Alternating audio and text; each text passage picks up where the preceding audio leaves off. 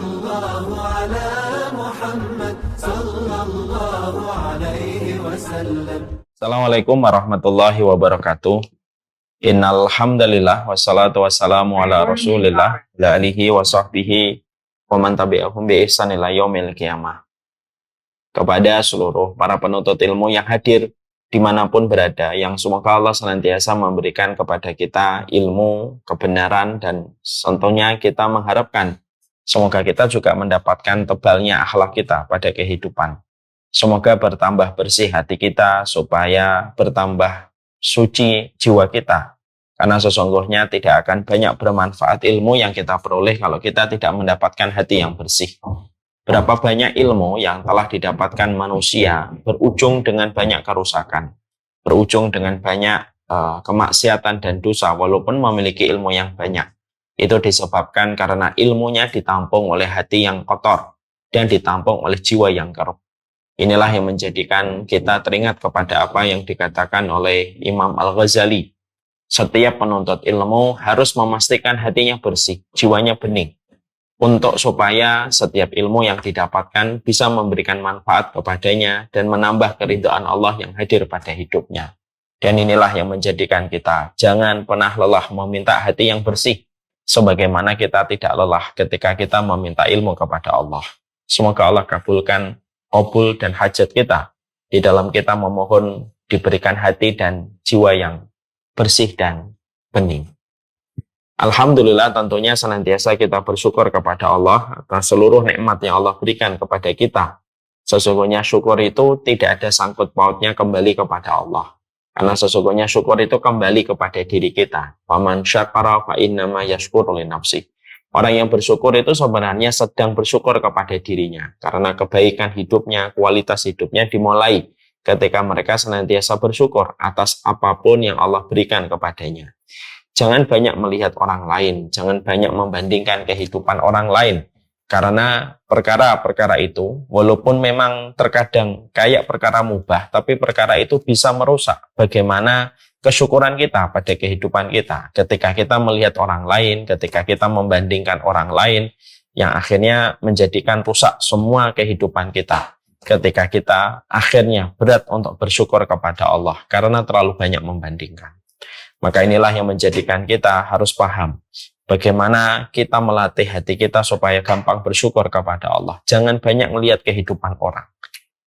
Fokuslah kepada kehidupan diri sendiri. Jangan suka membandingkan kehidupan orang. Janganlah kehidupan sosial media menarik kita setiap hari dan setiap waktunya. Karena sesungguhnya perkara itulah yang akan menghanguskan konsep di dalam hati kita bersyukur kepada Allah. Semoga kita senantiasa bersyukur kepada Allah setiap waktu, setiap saatnya. Dengan kita tidak terlalu membandingkan kehidupan kita dengan orang lain. Dan itulah yang menjadi harapan kita, insya Allah. Amin. Kita tentunya memahami betul bahwasanya hidup itu sederhana. Bahwasanya hidup itu adalah ketika kita memahami dari kacamata iman kita kepada Allah, maka hidup itu adalah bagaimana kita mencari keridhaan dari Allah. Itulah kesederhanaan hidup di dalam kehidupan orang yang beriman. Jadi orang beriman itu ketika menjalani kehidupan dan memberi makna pada kehidupan itu tidak ribet. Karena memang sederhana hidup itu. Hidupmu itu adalah bagaimana kita beribadah kepada Allah, dan ibadah kita adalah bagaimana supaya kita mendapatkan keridhaan dari Allah. Inilah yang menjadikan kita harus paham.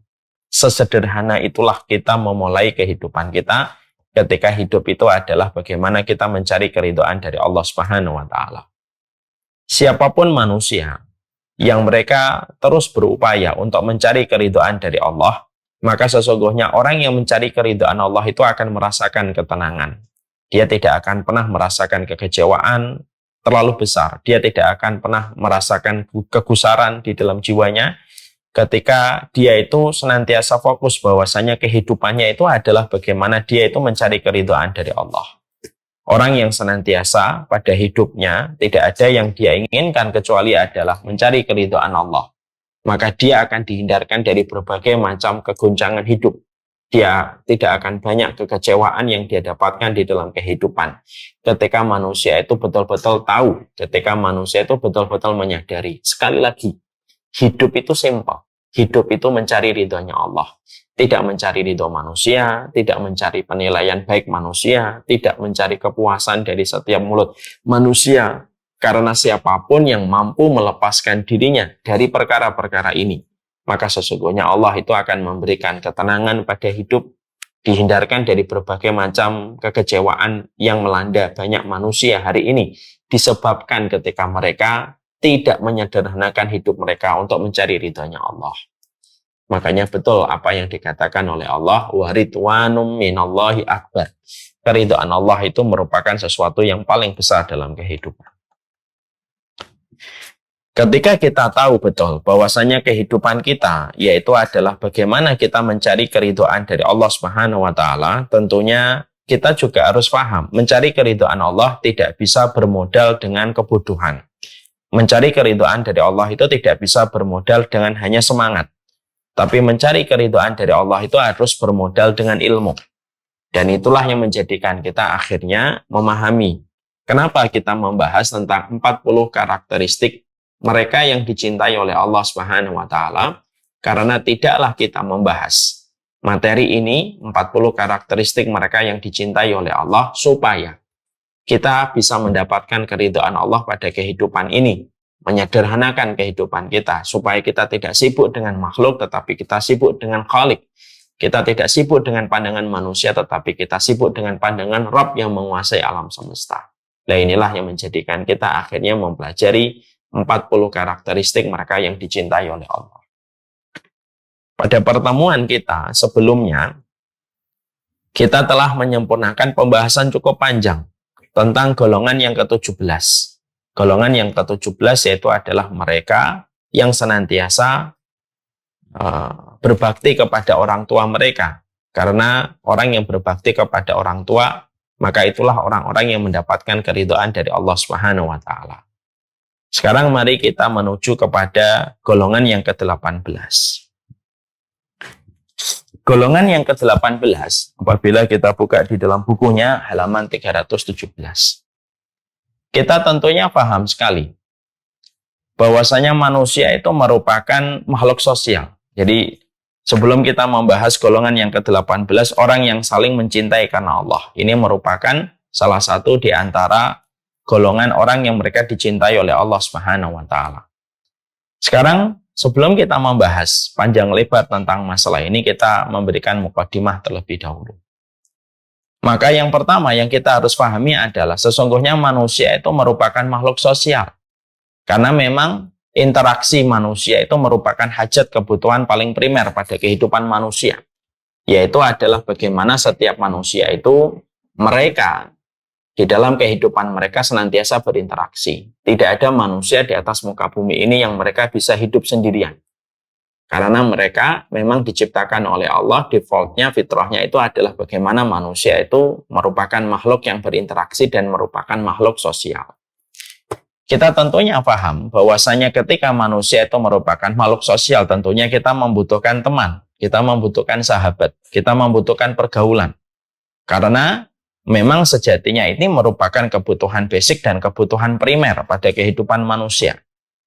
Maka sesungguhnya kita tahu betapa beratnya kehidupan kita apabila kehidupan kita tidak memiliki teman dan tidak memiliki sahabat. Tentunya perjuangan kita di dalam kehidupan itu menjadi berat kalau kita tidak memiliki teman dan tidak memiliki sahabat. Makanya kita bisa membayangkan kita kalau pergi ke gunung sendirian, tentunya sangat tidak terasa nikmat perjalanan kita ke puncak gunung kalau tidak ada teman ngobrol. Kita pergi dari Bintaro ke Bekasi, dari Bekasi ke Bintaro, tidak akan nikmat perjalanan kita ke Bintaro dan ke Bekasi kalau kita tidak punya teman. Tapi ketika ada teman, ada sahabat yang menemani kita ketika pergi ke gunung, ketika kita pergi ke Bintaro, perjalanan itu menjadi berubah rasanya, menjadi nikmat. Perjalanan ke puncak gunung menjadi terasa ringan, perjalanan ke Bintaro menjadi terasa pendek ketika kita memiliki teman. Dan ketika kita memiliki teman ngobrol di dalam aktivitas yang kita lakukan. Maka itu menjelaskan kepada kita, Masya Allah, betapa besarnya kebutuhan manusia kepada pertemanan dan persahabatan. Islam di dalam Al-Quran itu mengakomodir ini. Makanya kita mendapati bahwasanya salah satu perintahnya Allah di dalam kehidupan kita itu adalah bagaimana kita disuruh untuk berkumpul bersama dengan orang-orang yang baik. Allah tidak pernah menyuruh kita seorang diri. Allah tidak menyuruh kita untuk masuk ke dalam rumah dan hanya hidup sendirian. Allah tidak menyuruh kita untuk pergi ke gua, lalu menutup gua itu dengan batu besar, lalu kita berdiam diri, bertapa di dalam gua itu. Enggak. Tapi justru Allah itu di dalam Al-Quran menyuruh kita untuk berkumpul sama orang-orang yang solih, yang banyak, di dalam kehidupan kita bertakwa kepada Allah untuk memberi sebuah penegasan. Bahwasanya manusia itu tidak bisa sendirian. Manusia itu membutuhkan sahabat. Dan sesungguhnya orang solih pun mesti membutuhkan orang lain dalam perjalanan ketakwaan dan ketaatan dia kepada Allah.